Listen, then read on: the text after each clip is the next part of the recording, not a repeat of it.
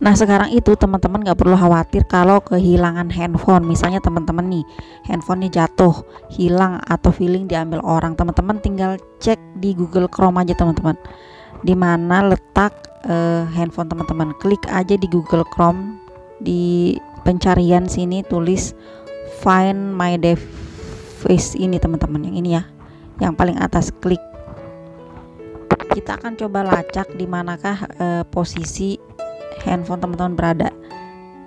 Ini adalah websitenya, teman-teman bisa baca-baca dulu di sini. Nah di sini ada, aku mau ngasih tahu aja buat beberapa penjelasan di sini seputar websitenya. Jadi teman-teman baca aja di sini, ada beberapa poin-poin yang bisa teman-teman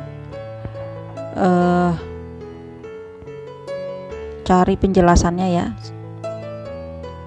Nah ini dia, teman-teman bisa baca aja, nggak usah dijabarin karena terlalu panjang.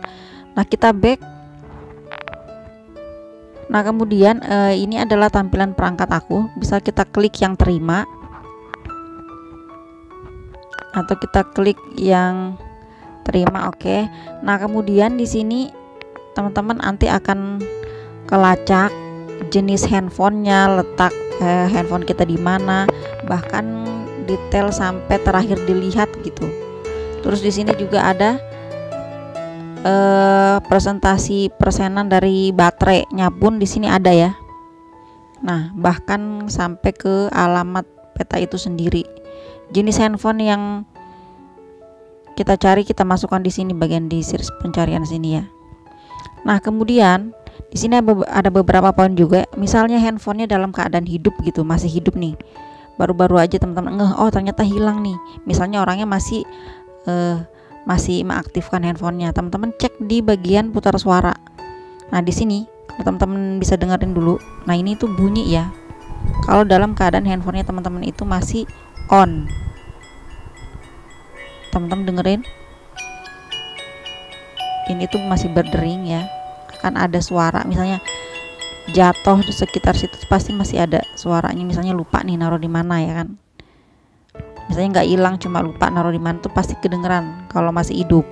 Kemudian atau teman-teman pilih opsi yang lain, yaitu amankan perangkat. Nah di sini juga teman-teman bisa meminta verifikasi PIN baru di sini ya. Ganti aja, klik aja yang lupa sandi, lalu minta verifikasi untuk kata sandi yang baru teman-teman.